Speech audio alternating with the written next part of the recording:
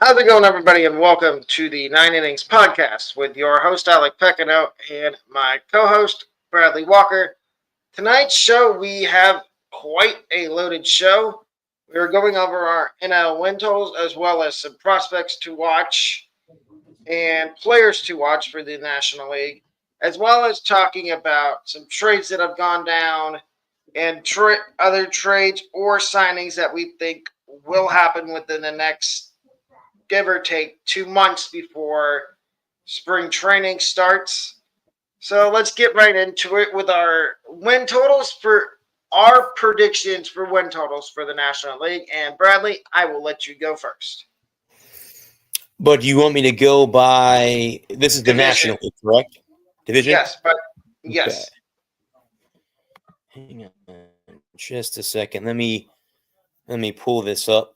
I have for my prospects and players to watch in the National League. I just got to go on here and go through because we could start with I can go ahead and kind of go with the NL East, which was won last year by the Phillies, if I'm not mistaken. I think the Phillies won the NL East last year. Yes, they did. Okay. I'll have to go back and look at all of their win totals from a year ago. Now I know they've obviously lost players, as all teams do at some point. Since my computer is being slow, I'll go to the phone. I'll just go this way. Oh, and as we start, I also want to give my thoughts and prayers to Bob Uecker, one of the great baseball voices, passed away today at 90. So yes, yeah. Our thoughts and prayers are with the Uecker family. One of the greatest, yes, absolutely, one of the all-time legends of the broadcasting. For the Mr. Brewers? The Brewers, yeah, and actually, he was the first person that was born and raised in Milwaukee to sign with the Milwaukee Braves when they were before sign being his hometown was in Milwaukee. But yeah, he passed away today at 90. So let's start, guys. I'll go at the Phillies won 95 games a year ago. With them this year, I'm gonna go 93. I think they're not gonna have that much of a drop off, so I'll go 93 there. Atlanta, I'm gonna say they win the division this year. I'm gonna go 95. I'm gonna chime in. The only thing with Atlanta is their best two players are gonna be out the first month or two of the season because they're coming back from Acuna's coming back from ACL injury, and Strider's coming back from having. I'm not gonna say Tommy John, but he had some type of surgery done on. Yeah, like a tightrope surgery, kind of like what Jeffrey Springs and Drew Rasmussen had for the Rays. But okay, then I'll kind of stick with the same win total that they had last year at 89. Yeah, because losing those two guys in the beginning of the season, that's a lot of baseball to make up. But the games really start counting in August and September. That's when the games get very important down the stretch. But if the Braves are way back, that's going to be different. The Mets, now they got Soto. We all know they made that big trade. And I think I think I saw something earlier today that they're making a push to get Alex Bregman too. It looks like it just broke that Pete Alonso has denied a 3-year deal with the Mets. So that's a key player that they could give up. I could see the Mets winning 90, 91 games this year. Soto's going to make a difference there. The Nationals, they won 71 games last year. I don't know, 72, 73. They're not nothing really on the offseason. You'll be surprised when I give out my win totals for this division, how many games I have the Nationals winning. And then we get to the Miami Marlins. So Ooh. this is a team that is in disarray. I'm gonna say 52 this year. I think they lose 10 more this year than they did a year ago. Do you want to go ahead with your buddy, or you want me to go through the entire list of the National League before Yeah, you give your numbers? I'll go for the NL East. I have the Phillies winning 95 games. I like, and we're going to talk about it later on, but I like the trade they made for Jesus Luzardo from the Marlins. And I feel like the Marlins are just going to keep shipping off and trading all their valuable veterans because they know they can either get a boatload of prospects back or some type of prospects in return for those guys. So Phillies 95, Braves. I'm being a little bullish here. 94 wins. Yes, Okay. I know. Okay. I'm going to say this. I know Strider and Acuna are probably going to be out the first 2 or 3 months of the season. And I'm well aware that might cost them some wins to begin the season. But the Braves know how to win games. Now we get down to the Mets. And yes, we both know they signed the biggest fish in the pond, which was Juan Soto. I have them winning a shockingly high number of games in 96. And then we get down to the Nationals. And I'm going to go into thorough explanation to why I have the Nationals winning 88 games.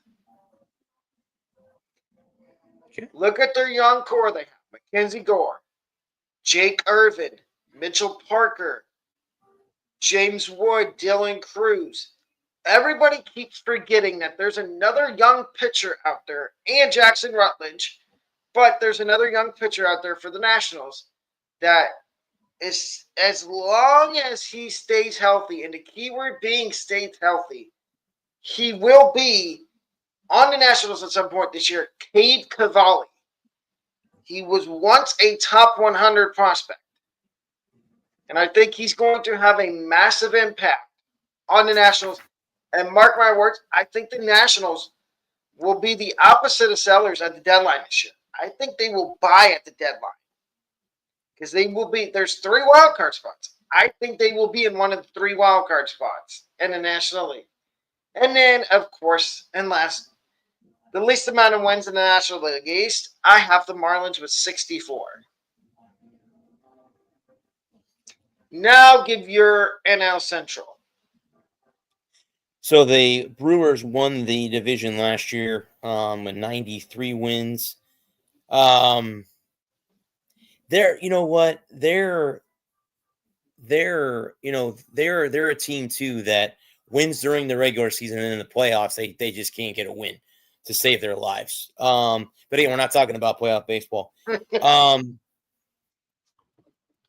I'm gonna say 95 for the Brewers to start. The Cardinals are the next team. They're up in the air. I think Arenado might be. Let's go Mets. The Arenado. Seems like we have a Mets fan in here. Yeah. The Cardinals. I'm gonna say 85. I know they won 83. It's gonna be tough for them to get wins this year. The Cubs are the next team. I'm going to say 85. I think they're in second place behind Milwaukee. The Reds, who I got to see against the Rays, I'm going to say 80 to 8. I'm going to say 81. I'll give them 4 more wins. They'll be right around the 500 mark at the end of the year. Pittsburgh, 78 wins this year. So again, they're going to be at the bottom like they've been the last few years. So they're a young and up and coming team too. Both Cincinnati and Pittsburgh both are young teams. So sooner or later, the youth will rise. One or both of them will be out of the basement.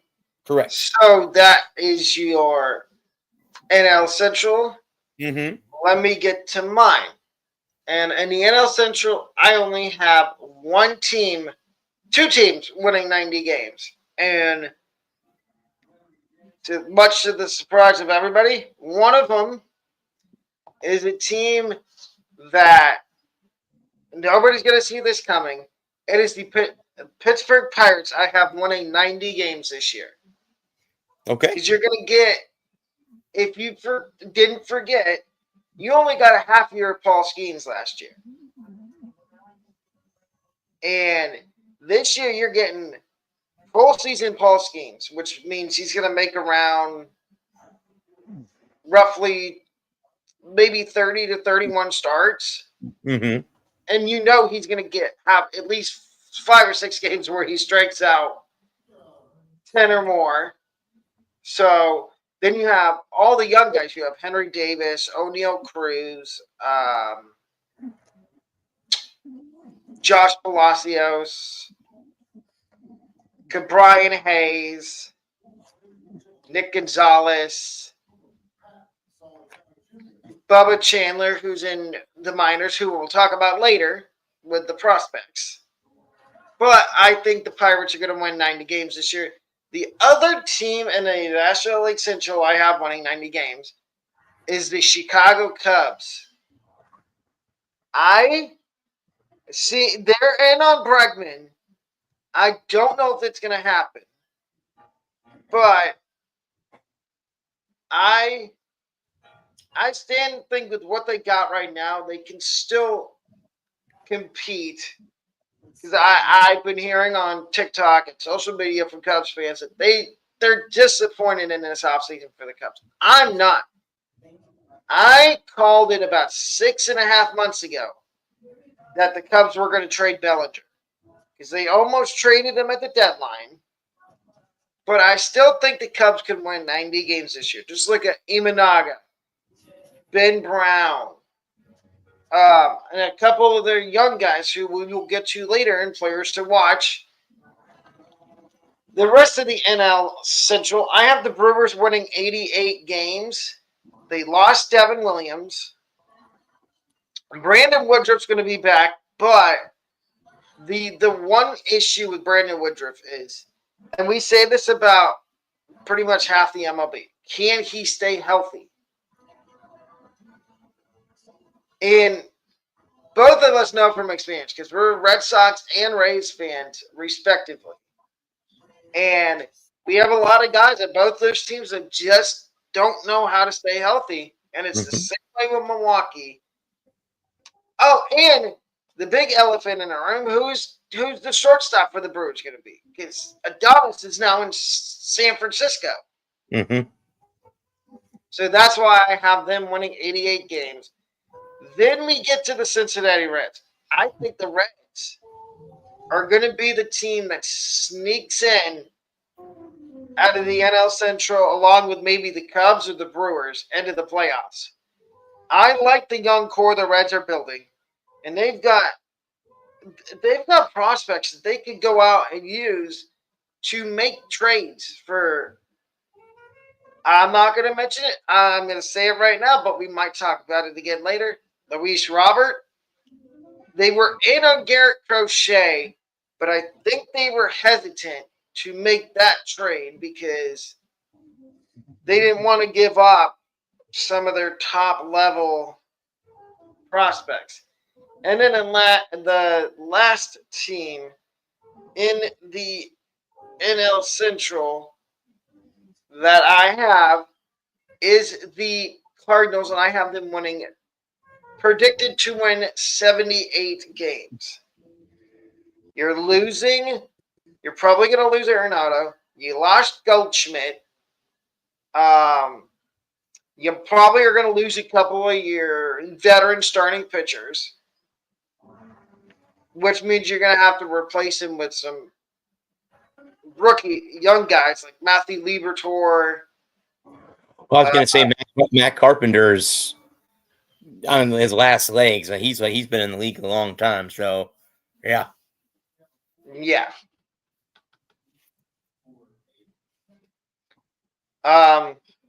So that is why, and I think the Cardinals are just going to regress back to being maybe in the basement of the NL Central. And sorry to all the Cardinals fans. We're not trying to be mean, but it's just the start. It's the harsh reality of you were competitive for so many years with Arenado, Goldschmidt, Molina, Wainwright. I know I'm forgetting somebody else. Matt Carpenter. Well, what happened is the window closed, and instead of going on and bringing prospects up or bringing younger players in, they stuck with the old guys, and now those guys are leaving or have been traded, and now you have to rely on your youth, and it's going to take a couple years before them to get back to where they were now. But you're right. They lost a lot of players, a lot of veteran players. So, yeah. Now we get to the NL West. So the Dodgers, what's the saying? The rich get richer, right? Is that what yep. they say? Mm-hmm. I could see the Dodgers winning 110 games. I just it's the team that they have talent with Betts and Ohtani, and they don't have a weakness in that lineup. They really don't. If you look, then they're 1 through 9. Look at the World Series with the Yankees. I know it took a grand slam home run in game 1 for them to win, but after that, games 2 and 3, they steamrolled the Yankees. It wasn't even a ball game. So you got Freddie Freeman. I mean, everywhere you look, there's all-stars. Everywhere you look on that roster. The only thing I'll say about the Dodgers is who's going to play second base? Is he going to be Mookie? Is it going to be the kid they signed from Japan, from the KBO, that Hyun Kim? I guess, but we'll have to wait and see who comes out of spring training. But it could be Mookie because they may, they may have the outfield solidified. So yeah, it might be them. The Padres, see, that's an interesting team. They won 93 games last year. I'm going to say 97 this year. They're a good team. They hang around. Arizona made one of the biggest splashes in the pitching free agency market. Corbin Burns. They won 89 games a year ago. I'm going to put them at 90, 93 this year. The Giants, they signed Snell. They got Willie Adames. They'll win 85 games, and then Wait, the Giants got. I thought Snell went somewhere else. Did he not sign with the Giants? Am I wrong? Maybe I'm wrong. Maybe I'm wrong. Wait, who was Snell with last year? The Padres, I believe. Okay, yeah. I'm thinking of somebody else. I'm thinking of Verlander. Well, Verlander signed with who? He's with the Giants too, right? And then he signed with the Giants as well for 1 year. But again, with Verlander, his prime years are past him. Like when he pitched in Detroit, when he pitched in Houston, his prime years are. I mean, he's out there. He's gonna win games for you, obviously, but he's not what he once was. And then we talked earlier about the Marlins being in disarray. The other team in the NL that's in disarray is the Colorado Rockies. They have Oh, horrible I owners. I don't know if you just saw the comments. Snell signed with the Dodgers. Oh, I'm sorry. My bad. So there you go. So I was wrong too. Okay. So he's in LA. So again, 110 wins. Thank you, Meet the Mets, for the comment. The Yes, Rockies. thank you, Meet the Mets. Thank you for we're not right all the time, but we have people backing us up in the comment section with Appreciate the that. correct answer. Appreciate that. The Rockies won 61 games last year. They'll be lucky if they win 50 this year. Tell me what they did. They didn't do anything in the off season. So Well, actually, they did. They signed Tyro Estrada, and everybody says, "Oh, that's an under the radar signing." Why? So he could go out and have a good year, and then you deal him at the deadline for prospects. yeah, that's exactly what probably will happen. Okay, so I've got the Dodgers winning, and I'm probably going to get laughed at for this because all the talent they have. I have the Dodgers winning 98 games. Okay. And the reason why, Blake Snell, we've seen over the past few years, what is the downfall of Blake Snell? One, health. Two, can he control the amount of people he walks? Mm-hmm. Mm-hmm. He has issues consistently finding the strike zone. And what do walks get you in a game? It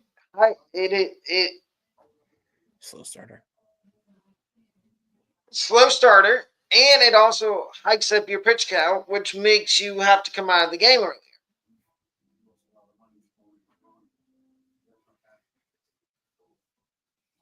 Oh yeah, I see his Mr. Meet the Yeah. Mets.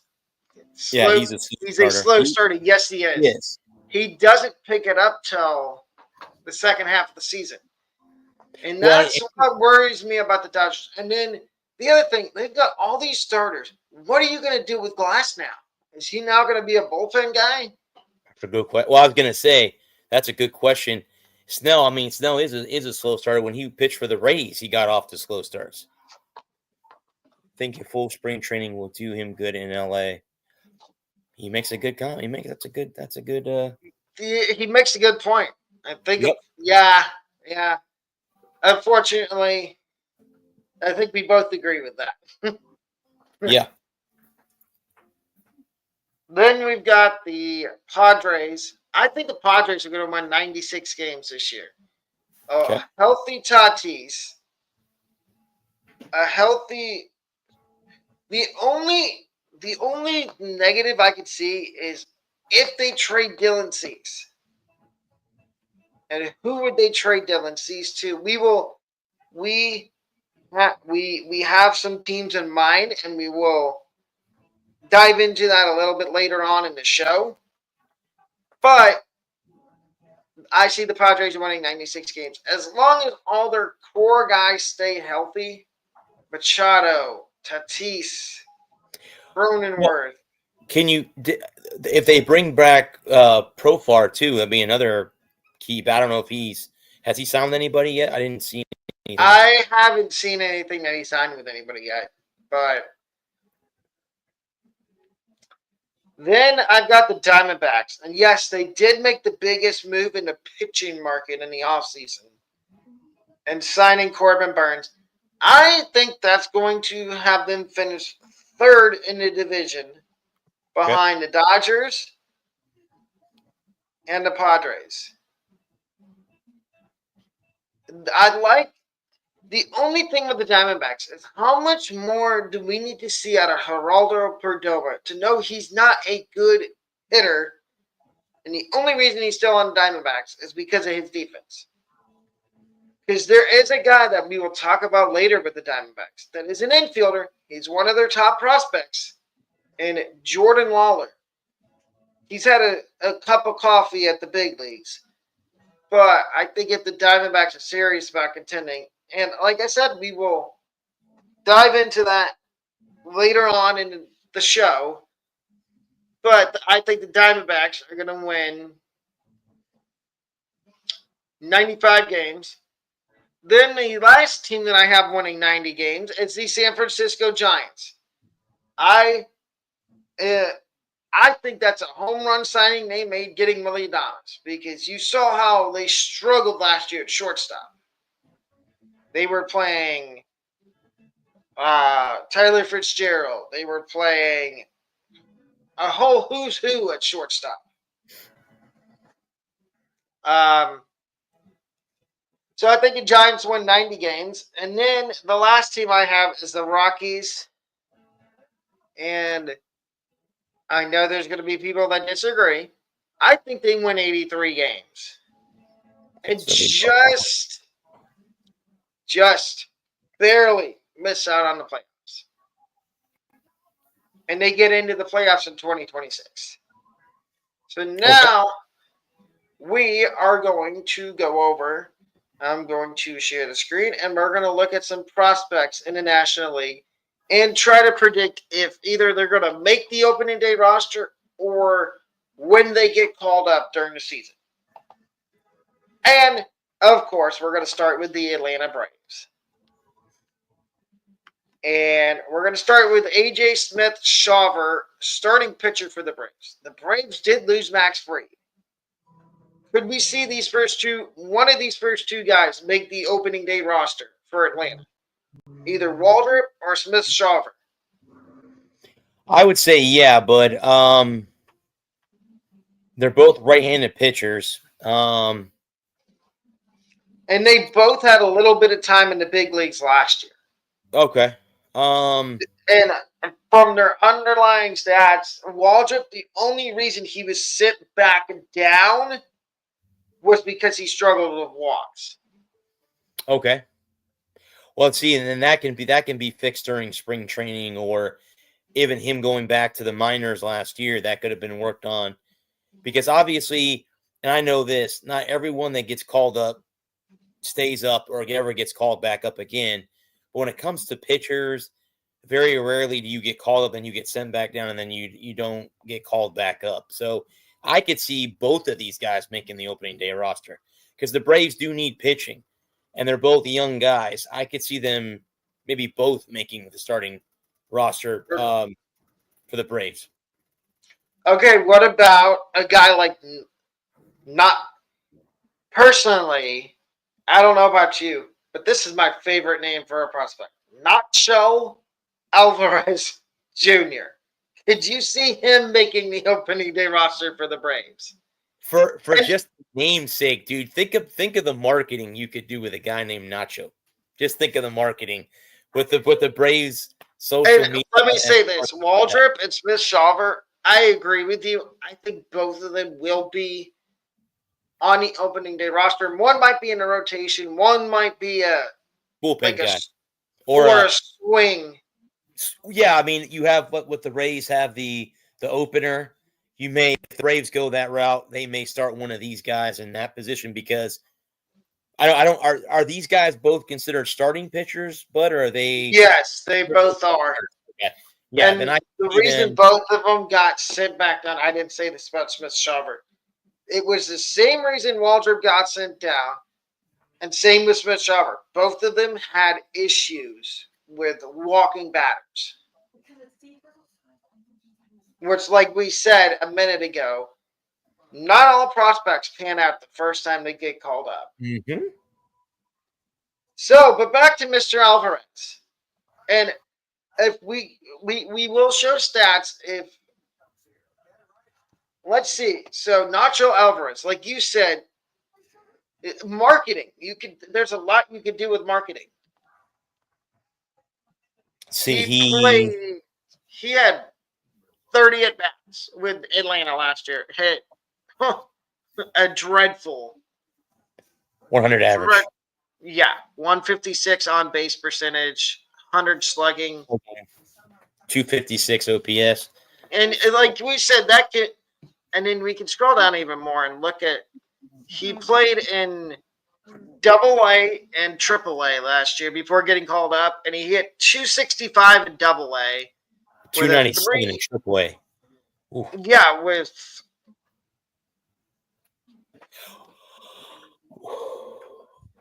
I mean, either way, he had 45 hits in Double-A, 73 in Triple-A. I mean, I kid you not, man. Any major leaguer would love to have a 297 average. I mean, you could make a lot of money hitting even 265, even 265. I mean, you hit 265 on a yearly basis. You're raking Or money. look at his walks to strikeouts. He almost had the same amount of walks as he did strikeouts. So Yeah.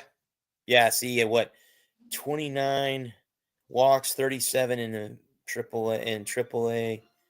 And he struck out. Well, he had more at bats though, right, in AAA than he did? Yeah. yeah. Yeah, almost. I would say Right, almost. and then you look at the home runs. He had 10 home runs in AAA, 42 runs batted in, and no homers in Double-A. Double-A, and then he only 15 ribbies. Yeah, see, he'll make the roster. I think again, just like with Blake Snell, I think going to spring training, and I think the Braves do their spring training out west, if I'm not mistaken. I don't think they do it on the. No, they do it in Florida. In Florida. Oh, that's right. They're in what city are they in Florida? They're in the Grapefruit League. St. Lucie. Oh, St. Lucie. Okay. Yeah, dude, if he doesn't make it because of his hitting during spring training, he's gonna make it. I mean, again, when he does make it, the marketing is gonna be out of the world for that guy. You can have a nacho night when he starts. I mean, that would be cool. They could run a nacho special at the stadium. So yeah. I mean, there's a lot of marketing things to do with him. Let me hear what you think. If he doesn't make it out of spring training, how long do you think it is till he gets called up? Like, if you had to guess, like a month, 2 months, a week? I would say, but at the most 2. I would say let him, if he'll go back to AAA, and I forget who the AAA affiliate is for Atlanta. Gwinnett, he's only 21. Okay. Yeah. So he's young. He's got some time to develop. But yeah, he'll if he doesn't make the roster on opening day, he will make the roster within the first few months of the season. Gary, that's I'm gonna say the same thing. If he doesn't make it out of spring training, if they send him down after the first or second round of roster cuts, and he's mashing in AAA within the first 2 weeks of the season, he will be called up. Well, I mean, if he hits 297, dude, he'll be up real quick. Yeah. Real quick. Then we go down to Drake Baldwin. Projected ETA to the MLB 2025 catcher. Obviously, he's probably not going to be the starting catcher because they have Sean Murphy, but they did lose Travis d'Arnaud in free agency. So, does that lead you to believe that there's maybe, as long as they don't sign a backup catcher in free agency, does that lead you to believe maybe they're thinking about this kid making it out of spring training? I would say, yeah, but like you said, he's not going to be the starting catcher. But it doesn't mean that, yeah, I think he will be the backup catcher. And again, he's only 23 years old. And it looks like he played in AAA last year. Yes. Okay, so yeah, because they lost d'Arnaud, I would believe that Baldwin is probably not the future catcher, but the backup right now, and could be the future catcher down the road. If injuries happen or whatever, then he would definitely be thrown into the starter role. But yes, I would agree. In the opening day roster. Okay, so now we did the Braves. Now we go Cubs. The Cubbies. And the Cubs. So we start with Matt Shaw, and there's already been talk of him making a roster out of spring training because they need a third baseman. So could you see he's 23. He was at AAA last year.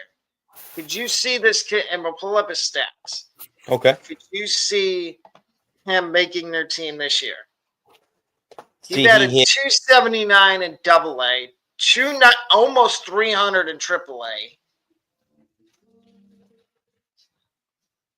and he had a on base percentage of 395 in AAA at Iowa. His OPS was 929. Wow, that's good. Out of 35. this world. He had 18 hits. I'm sorry, 18 runs, 39 hits, 8 doubles, 7 home runs, 21 RBIs. So he had more RBIs in AA. And I believe their AAA affiliate is in the PCL, which has been known for having a lot of games that are very high scoring. Yeah. See, he struck out. See, he lowered his strikeouts though from AA to AAA. That's good too. That means he got a little bit more patient at the plate, not swinging at things. No, and then but you notice in AA he had more home runs than he Right. did in AAA. In AAA. Right. So with that being said, does he make the team out of spring training, or is he a first or second month of the season call up? Who's on the infield right now for the Cubbies? You got Swanson at short, but they're talking Okay. about this kid playing third base. Playing third? Okay. Unless they get Bregman. unless they get Bregman. If they get Bregman, I could see him starting Bud in the minors in AAA. If they don't get Bregman, then I see him making the opening day roster as a third baseman. I would agree. Now we get to their number 2 prospect, Owen Casey. He's another one they were talking about, maybe him being on the opening day roster. But the problem is, if we look at the Cubs outfield, it is how do we put it nicely? It is a mess in that outfield. You've got Ian Happ. You've got Kevin Alcantara. You've got Pete Crow Armstrong. You've got Seiya Suzuki. You've got other guys in the infield that could probably play the outfield. So there's just too many. There's too many guys in the outfield. I could see him, unless he has a really good spring and he forces the Cubs' hand and says, "Look, you're not. I hit 315, 320 in the spring training. You're not sending me back to AAA." That's the only way I could see him making the opening day roster. I agree, but I mean when you have a congested outfield like that, where you have so many options, he would have like you said, he'd have to blow off the top in spring training. He'd have to hit, 325, 350.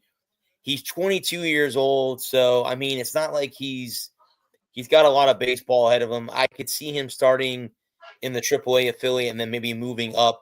Maybe he's a call up later in the season. If they hit the injury bug in the outfield, maybe they call him up then. But yeah, I agree, but I don't think he makes the opening day roster. Then you got Cade Horton, a right-handed pitcher, 2025 ETA. Here's the problem you got with their rotation. You've got Tyon, you've got Imanaga, you've got a guy like Ben Brown, and some other names in that rotation. And the only way, again, like we just said about Casey, the only way I could see Cade Horton making the opening day roster is if he has just an out of this world spring training. Yeah, he'd have to, have win his starts when he gets a start, or make sure he doesn't walk a lot of guys. So yeah, I agree, but I think he's another one of those AAA guys. Well, let's see his stats. So in Iowa, his AA, he was 1-0 with one ERA. Wow, 4 games too. Okay. AAA, he was 1-1. Oof. Yeah. ERA is not promising. Yeah, see, that's where I think a guy like him could use another year, not even maybe a year, maybe a half a year, quarter of the year, 3/4 of the year in And the Triple A. minors. Let Mhm. him develop a little bit. Maybe he's working on a pitch. Maybe I'm working on a special pitch or something. Yeah, but again, I don't see him making in the opening day roster. And then you got Moises Belly. I want to make sure I'm saying this right. Ballesteros, Mm-hmm. catcher slash first baseman. And I've heard rumblings that maybe he makes the opening day roster, but they've got Miguel Amaya behind the plate. I mean, I guess you could put him at first base because you got rid of Matt Mervis, who was a top prospect for the Cubs at one point. But then again, like we've said about the previous two guys, he would have to have a out of this world spring to make Correct. the opening day roster. Mm-hmm. But I mean, it's not impossible because they do need a first baseman, unless somehow they get Pete Alonso. Exactly. And then that means, oh, he's probably not going to make it because they got Alonso, and you're not calling up a kid to have him sit on the bench. Correct. So then we get to Kevin Alcantara, a name I just mentioned a minute ago, and you're probably going to hear his name quite frequently because the segment after this, when we go over players to watch, he's one of the guys I have to watch on the Cubs. Will he make the opening day roster? That is the question. He's 6'6", 188. Well, again, we were just talking earlier about the congested outfield, so he would have to absolutely, you know, have Tear a the great cover off the ball. have a great spring. And again, like you said earlier, Bud, with Casey, he would have to force their hands. And maybe he's that type of guy that can at 6'6", 188. Maybe he's that type Well, the of guy thing that can. is, he did have a small sample size in the big leagues for the Cubs. Yeah, see, he had 3 games, 10 at bats, 1 run, 1 hit. Okay. All right. I mean, So he had a small cup of coffee in the big leagues. yeah. So, and I agree with you. He's probably going to have to force their hand and say, look, I had a really good spring. There is absolutely no shot you're sending me back down. Yeah. We go to the Cincinnati Reds next, and we look at. I mean, should we do Chase Burns because it says 2026? Is there a realistic chance he makes it up to the big leagues this year? Well, being that he's a rookie, I no. I mean, again, he would have to go to spring too, Bud, and pitch just pitch his tail off. Now, again, who knows? Again, see, he ETA not this year, but next year. So I'm going to say no. I'm going to say maybe he's at the AA or AAA by the end of the season if he works his way up. I would say probably AA all the way through. I'm sure he has to go through A ball, but I'm sure he'll end up in AA before it's all said and done because, as you can see, he's ranked their number one on their up there. So he's got to be one of those highly touted ones. So I would say AA when it's all said and done.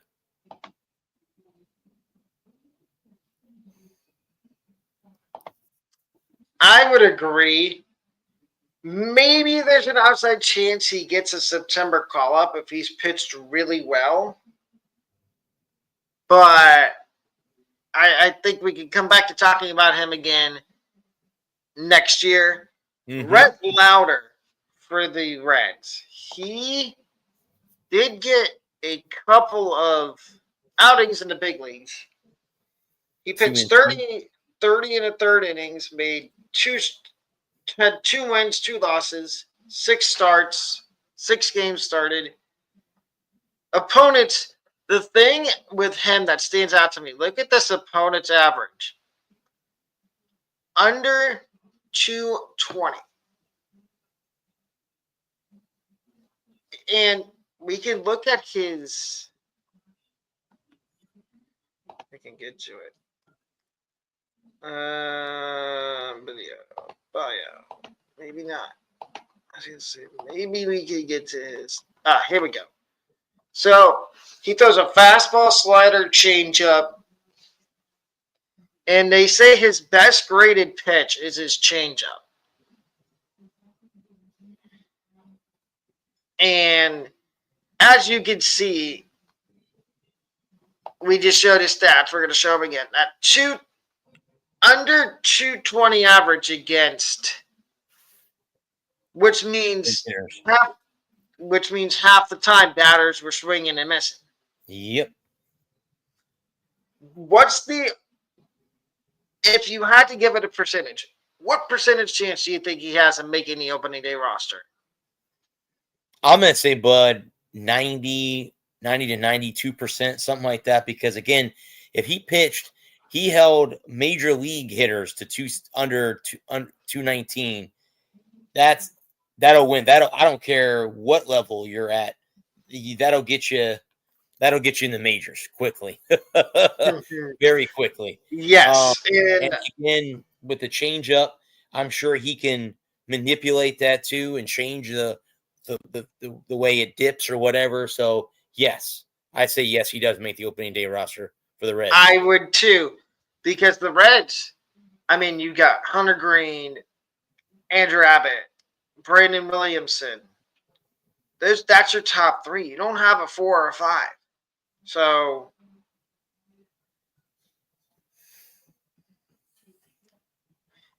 now we get to Chase Petty. Because the other two guys up there, as you saw, they were not till next year. Chase Petty, a right-handed pitcher. He's a starter, but I've also seen him, because I did have the MLB package last year. So I did see some of the Reds games. He was in AAA. There were some games he started. There were some he came out of the bullpen, so he could do a little bit of both. Okay. The thing is, he's only 21. So if we had to make a prediction here, does he make their opening day roster? Well, being that they only have, you said 3 legitimate starting pitchers.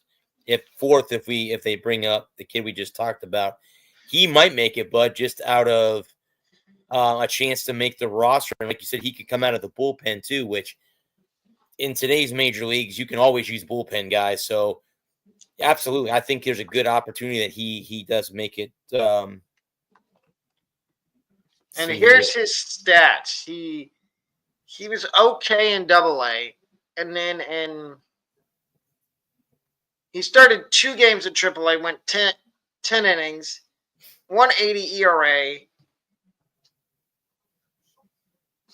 Held opponents to a 222 average. Yeah, I could see him making the opening day roster too. Yep. With a whip of 1. Oh. Yeah. Under 1. Yeah, I could see him making the roster, bud. And then you look at his bio. He throws a fastball, slider, changeup, and they say his fastball and slider are his best 2 pitches. So that means he goes to the change when the fastball and slider aren't working. Okay. And yeah, I agree with you. I could see him making their opening day roster too. I don't really see anybody else for the Reds. So now, why don't we go over to the Rockies? And we're not going to, I would love to talk about Charlie Condon, but there is absolutely no way he makes the opening day roster this year. These next 2 guys, the Rockies GM and manager have already came out and talked about they want both of these guys on the opening day roster. Chase Dollander, a right-handed starting pitcher, 6'2", 200 pounds. And we can make this prediction based on what we think. Do you think he will be on their opening day roster? If you need me to pull up the stats, I absolutely can. He was in Double A and and High a A. high A ball. So he had 9 starts, 9 games. He was 2-1, 2.25 ERA in Double A. And then look 19 at that opponent. Wow. 58 strikeouts, 19 walks. He only gave up 1 home run. 195. Wow. And a 110 whip. Yep. Oh. Yeah, but he pitched in AAA last year. The only thing that concerns me about that is a lot of minor league pitchers, like if you're in double A or A ball, the tendency is you bring them up and then they just get lit up by major leaguers. What are his pitches, bud? What's his pitches? What's his go-to? He's got a fastball, curve, slider, His change fastball. up, and his fastball's graded 65. Slider's graded 60. So So it looks like the fastball and slider are his 2 go-tos, and you got your change and his curve. I mean, there's an outside chance. I'm just the only thing because again, if anything else, depending on the player's mentality, if you go up and you get lit up in the majors and then you lose confidence, and I don't care what any sport you play, if you lose your confidence, it takes a lot to get it back. I could possibly see him I would say a 50-50 shot at him making the opening day roster, but we'll see. I mean, maybe the GM goes, the well, Rockies don't yeah, really have a legitimate rotation. yeah, I mean, they have Kyle Freeland, who, if we know anything about staying healthy, he knows a lot about being on the injured list. mm-hmm. And then I couldn't tell you who's in the rest of the rotation. I mean, beside maybe Cal Quantrill. But Right. I would agree with you. He's got a 50-50 shot. This next guy, I would say, has a really high likelihood of making their opening day roster. Outfielder Zach Veen. And we will pull up his stats for you. He played on 4 different affiliates last year. He started at rookie ball in only 3 games, 571 average, with 1,000 OPS. And then he got to high A. He did decent, 235. Then he got to my favorite minor league affiliate, the Hartford Yard Goats. Yes. Y'all heard that right? The Hartford Yard Goats. I wrote an article today about the top 10 minor league hats that sold last year. Hartford was on that list, just to let you know. So, yeah, they're on that list. He's hit. He had a slash line of 268, 359, 457, 916 in Double A, and then in Triple A, 220, 280, 476, 757. Better pitching he faced in AAA. He had 21 games in AAA, 82 at bats, 12 runs scored, 18 hits, 3 doubles, no triples, 6 home runs, 15 RBIs, 7 walks. Oh boy. Ooh. Struck out 24 times.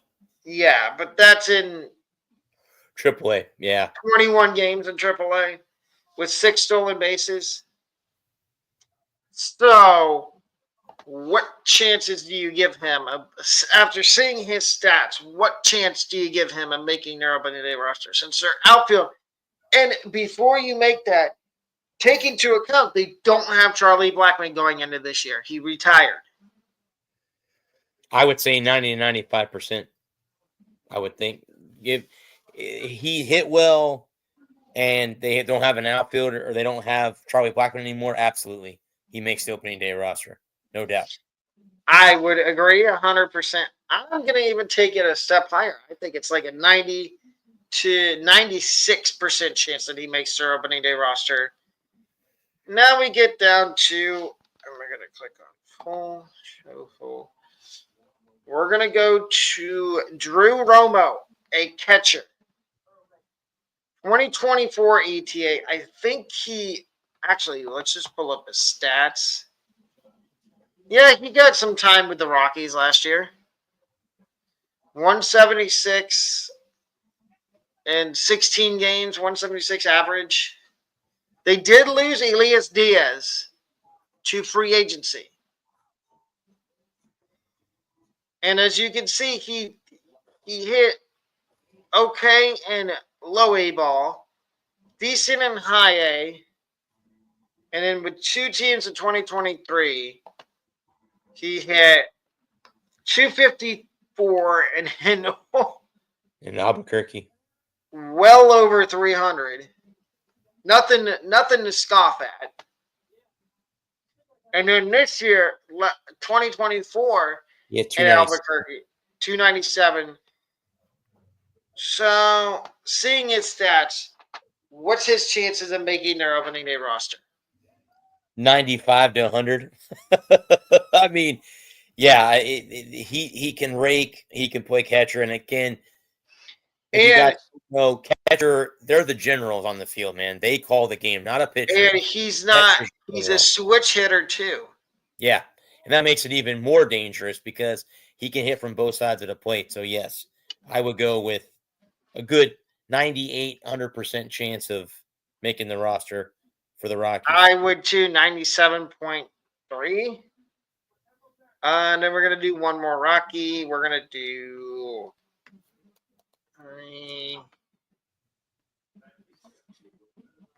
Vinny Montgomery. He's in Double A right now. And we can pull up his stats. He was with the Hartford Yard Goats. He hit 283 last year, 313 on base, slugging 500, 813 OPS in 11 games. What do you give? Like we just said about Zach Dean a minute ago. They don't have Charlie Blackmon. Jordan Beck's there, but I don't know how much you want to trust a guy like Jordan Beck. Would Benny Montgomery have to just rip the cover off the ball in spring training to make the roster? I would say he's got, I mean, it would help his case. I would say that it would help. I mean, he did hit 283 in Double A ball. I think if he has a good spring, let's say he doesn't make a lot of errors in the outfield, maybe he guns somebody down a couple times during spring training. And I think the other thing I want you to look at is look at how much he weighed, his height. He's 6'5", 200 pounds. Yeah. I would say there's a good, I would put it in the 80 to 90% category that he makes the opening day roster because again, you don't have Charlie Blackmon. You got to fill out the outfield somehow. So I would say the same thing.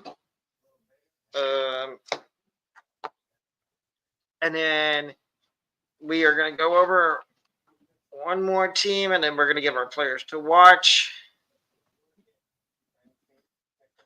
I don't want to do the Dodgers because I know half their prospects always get dealt. Miami, okay. I guess we could do the Marlins to be nice to the Marlins fans after everything we've said about them.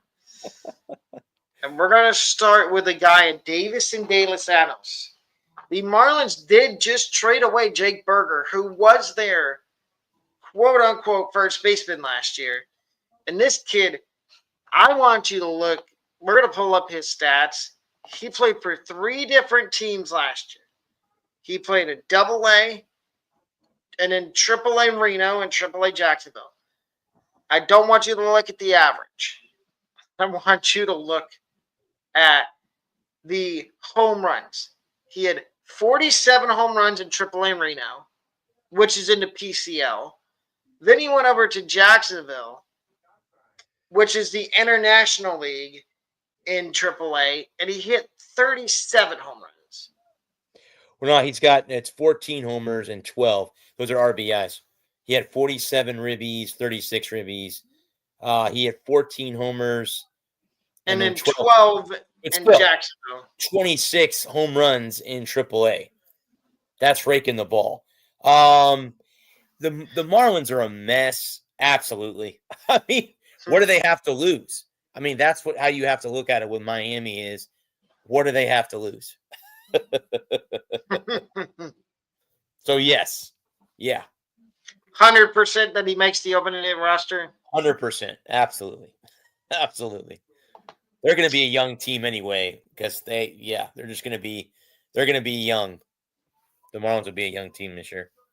Robbie Snelling, left-handed pitcher. Let's look at his stats last year.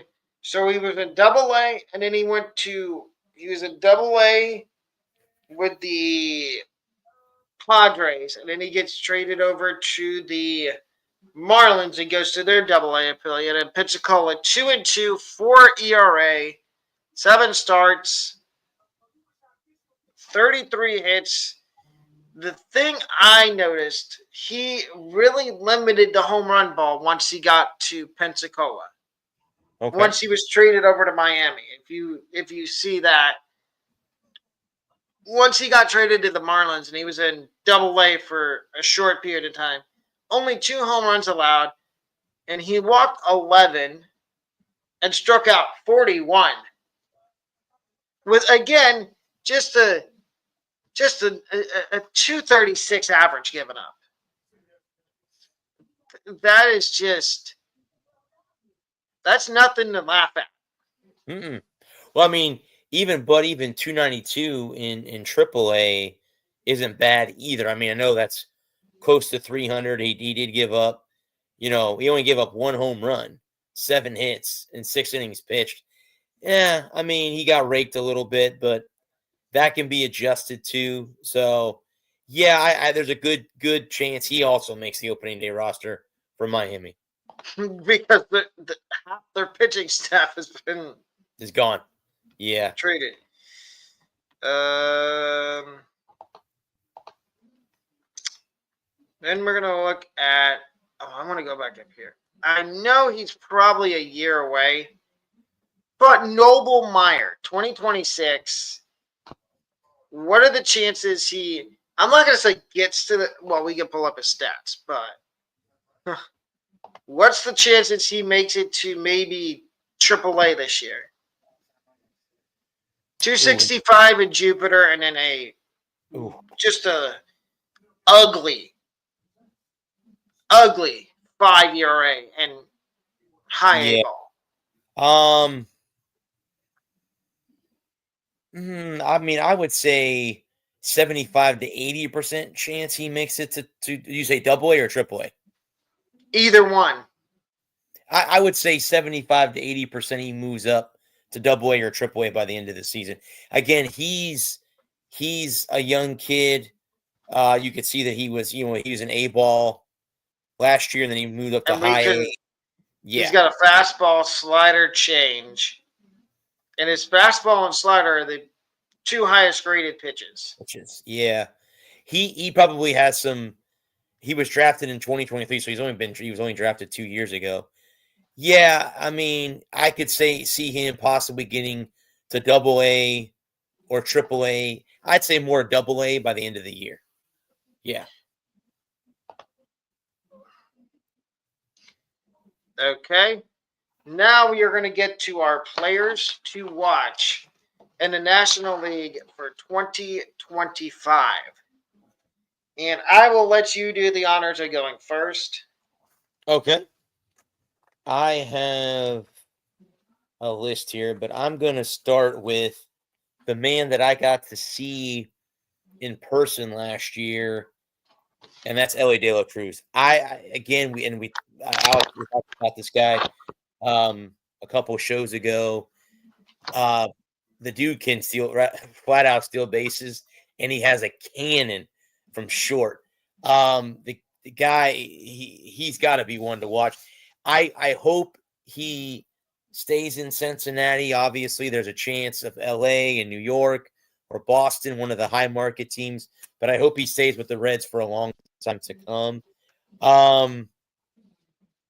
I've got two more. I mean, the obvious ones, you could say Mookie Betts, Shohei Ohtani. Those are the obvious ones.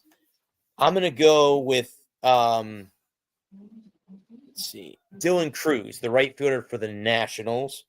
I would definitely say is a player to watch. And I'm going to go with Jackson Chirino, the outfielder for the Brewers. Churio. I'm sorry. Churio. Pronounce that last name. And for those of you that don't know, he has a brother that is also an outfielder in the Guardian system. Okay. Jason Churio. So I have a list too of guys to watch in the National League, and like you said, obviously we could do Ohtani, Betts, Freeman, but those are the so-called Captain Obvious. I'm going to start with the Rockies, and we just talked about both of these guys not even 5 minutes ago. It is Chase Dollander and Zach Veen. For those of you that have not watched film or watched highlights on Zach Veen, highly recommend it. We did just talk about him a minute ago, but I highly recommend watching his highlights. Then we get to the Braves, and I've got two interesting guys, and one of them we did talk about a minute ago. The other one we did not. First one is Dylan Dodd. We did mention that the Braves did lose a starting pitcher in Max Fried to the Yankees. And I think Dylan Dodd and A.J. Smith-Shawver should be in the running for a spot in the rotation. Then we get down to the Cubs, and I've got a list of three guys here. And two of them we did talk, well, yes, two of them we did. Two out of the three we did talk about. One is Matt Shaw, and I think, like we said, he's a guy to watch in spring training, and if he has a good spring, he should make the opening day roster. Then you've got Pete Crow Armstrong, who got a lot of playing time last year for the Mets, for the Cubs. I don't know why I want to keep saying Mets. Oh, wait, because he used to be in the Mets system before he was dealt to the Cubs. And then a guy we did talk about, the other guy we did talk about for the Cubs, Kevin Alcantara. Then you get down to the Pirates, and I've got two guys for the Pirates. And the first one's obvious. And Bradley can back me up on this. Paul Skeens. Just filth. Pure filthness. And then you've got a guy that they moved from shortstop to the outfield and O'Neal Cruz.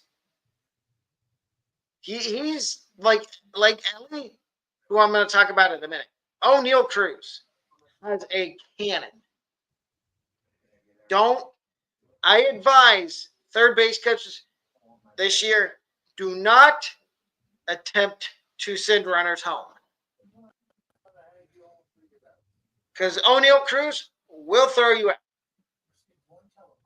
And you'll be looking at the ground like, why did I just try to send a guy home from third base?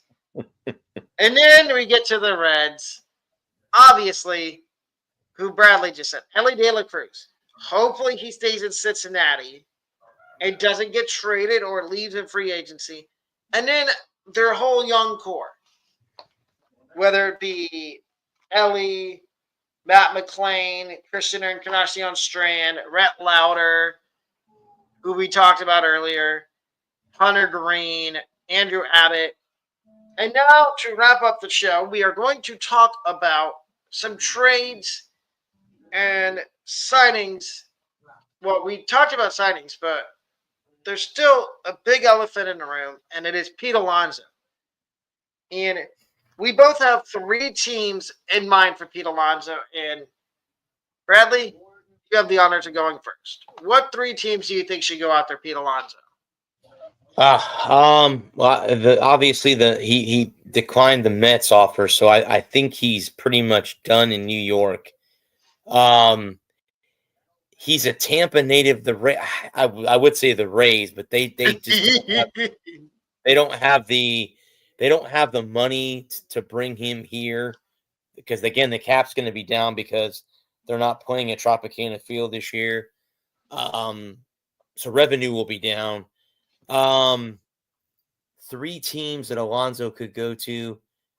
I would hate to say the Dodgers because the Dodgers have a loaded outfield. Alonso's a first baseman. Oh, I'm sorry. That's right. I'm sorry. I'm thinking of the wrong guy. First base. Okay. Dodgers are probably out of it because they have Freddie Yeah, Freeman. Freddie Freeman. I would I would say Boston, but I don't know if the Red Sox Seattle would be good. But then again, I guess this is, do you want an East Coast guy to go out to the West? Sometimes they don't want to go out west or whatever. The Mariners would be a good landing spot for him. He's going to want to go to a contender. He's not going to want to go to Colorado or Washington or Miami. He's not going to want to go to a team like that that's rebuilding or on the verge of rebuilding and going up. The Cubs, maybe? Who's the Cubs first baseman? I don't think they have one. That's a possibility that he goes to Chicago. I was going to say the White Sox, but that's a team that's in a rebuild too. I would, Seattle, Chicago, Detroit. I would say the Tigers. I'd say those be my three picks. Okay, I've got 3 interesting picks. Detroit, number 1. I mean, they do have Torkelson, but do you think Torkelson would be upset if they brought in Alonso? I don't think so. I think Torkelson could learn from Pete Alonso. Because what has Torkelson had issues with? Strikeouts. He strikes out a lot. If you look at his strikeout rate the last 2 years, it's because he's swinging at pitches outside the zone. What does Pete Alonso not do? Strike out. Correct. He gets on base. And that's what I think if the Tigers are serious, they'll look into signing Alonso, not necessarily for first base, because they also don't have a DH. I don't count Kerry Carpenter as a DH. So I could see them going out and signing Alonso to play half the time play first base, half the time DH. Mm-hmm. So that's 1. 2, the San Francisco Giants. I'm sorry. Lamont Wade is not a first baseman. He's a good utility guy. Pete Alonso to the Giants, and then the third one is the Mariners. Seattle. So, and then we're going to talk about a couple of trades. Well, one trade that already happened, and I know my co-host is thrilled. Garrett Crochet to the Red Sox. What is your opinion on that trade? Well, the Red Sox, again, have been, we were subpar a year ago. The year before that, we were really bad. I'm happy with the trade. I really am. The question is, and I've been reading a lot, the question is, what are they going to do with Yoshi? Because there are people that want him to be traded out of Boston and bring in another big bat or prospects, and other people want to keep him, and Alex Cora doesn't want to get rid of him. So the manager doesn't want to get rid of him. It's going to kind of be hard. But the Poche thing, I like the deal. I'm happy that he's in Boston. You mean Crochet? Yeah, I'm happy he's in Boston, and looking forward to winning more games this year than the Red Sox did last year. But yeah. Okay, so, and then there's one more big name out there that could get traded. He's on the Padres. He used to be a White Sox. He was teammates with Garrett Crochet at one point. I think everybody knows who I'm talking about. Dylan Cease. If you had to pick out 3 teams that could trade for Dylan Cease before the season starts or before spring training, who would they be? And we could also do Vlad and Bo Bichette after. Cease is a pitcher, right? Yes. Okay. So who needs? Oh, the Yankees. They need starting pitching. They did sign Max Fried.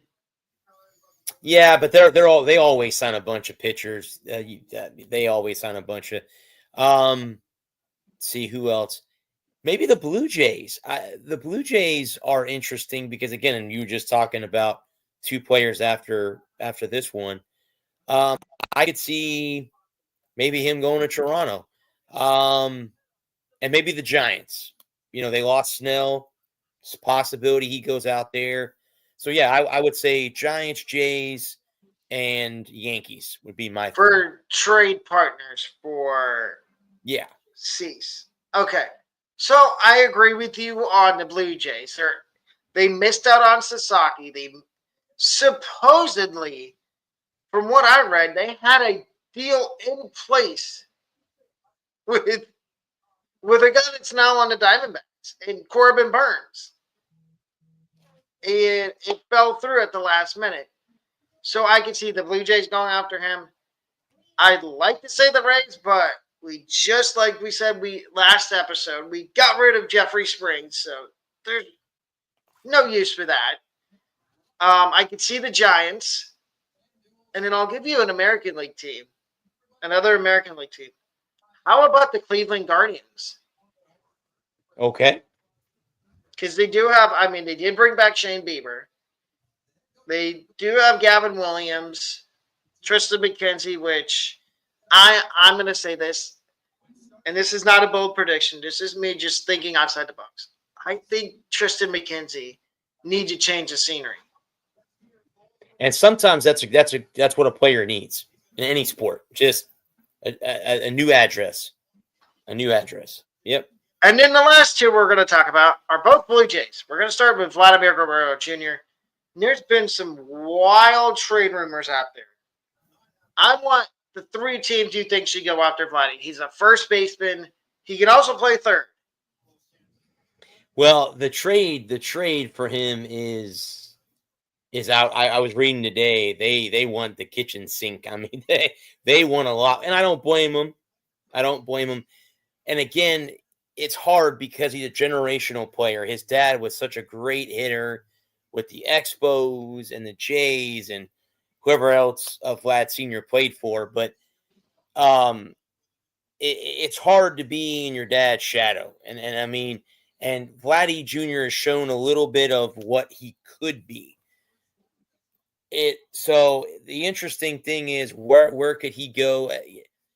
I honestly, and this might be I don't see Toronto trading him. I really don't. I just don't see it. They'll give him some big contract. I think he's coming up. Is he a free agent at the end of the year? Next year. Okay. Unless the Jays get an absolute haul for him, I think he stays a Blue Jay. I don't see him being traded. I would agree with that. I will give you two teams I think the Blue Jays might pick up the phone and say, let's chat. But if you don't give me what I want, I'm gonna hang up. Mm-hmm. Yankees, because there's already people making fan art of Vlad Jr. in a Yankees uniform. And the Mets. If they are truthfully out on Alonso.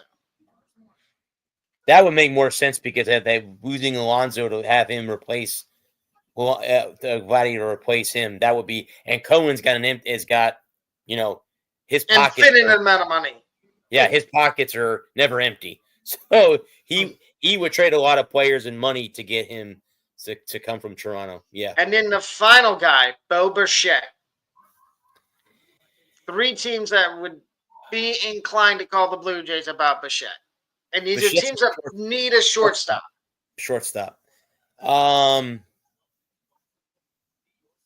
See, I don't think anyone in the AL East really needs a shortstop. Baltimore doesn't. Baltimore's got Baltimore might have the best shortstop in the American League. I mean, you can say the Rays maybe need one unless they're going to look at Carson Williams. But see, though, the only thing with that is trading within a division is hard. A lot of teams don't want to do that because then you have to you got to face the guy a lot during the season. Um, And Bo's a free agent after next year too. After next year too. See, they're not going to bring both those guys back. I don't think Toronto has that kind of. There's no Money. salary cap in baseball, but I mean, I don't know if they have that kind of, if they want to pay that much payroll. Bichette. See, he's had flashes too where he's been good and then he just disappears off the planet too. And he has injury problems too. Injury issues. The Mets. I mean, again. Lindor's at shortstop though. Oh no, they're not going to get rid Well, of Lindor. unless you could convince Lindor to move to second and then just get rid of Jeff McNeil. That would be an option. I think that would be an improvement if they did that. That would be an improvement. The Mets. The Yankees? Who's the Yankee shortstop? Oh wait, Volpe. No. Yeah, I don't think they're getting no. Guardians? There you go. Cleveland. Definitely yeah. So your three are Cleveland.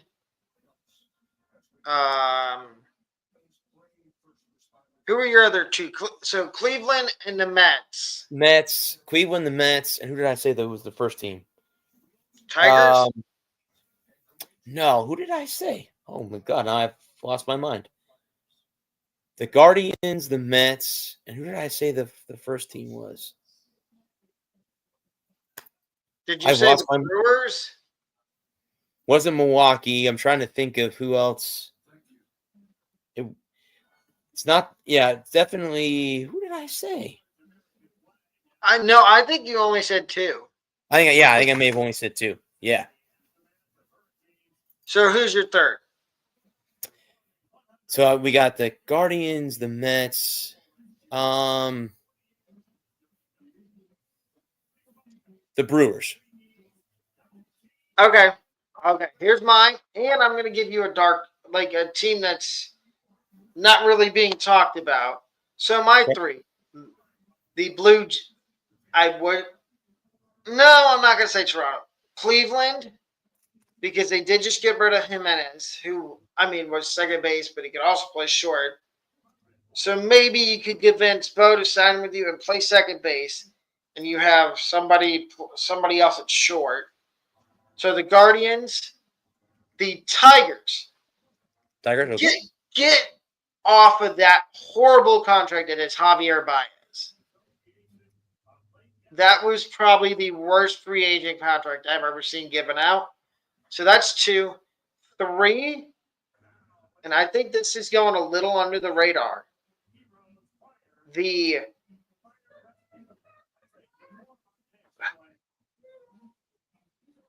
Red Sox. Okay. Because, and you can back me up on this, Trevor Story, he can't stay healthy. And the Red Sox have the prospects that the Blue Jays might want for a guy like Bichette.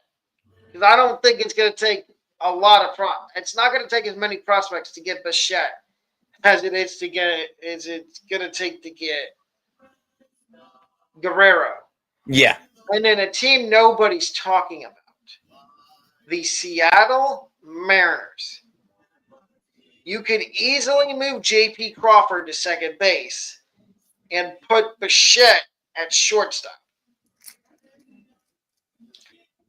And, ladies and gentlemen, if you have not watched the previous episode of this podcast or the other podcast I did with Bradley, we both highly recommend it. You will learn a lot. But that is going to do it for both of us tonight. We will see you back here next week on Tuesday night. No show, no podcast tomorrow night. We will be back on Tuesday.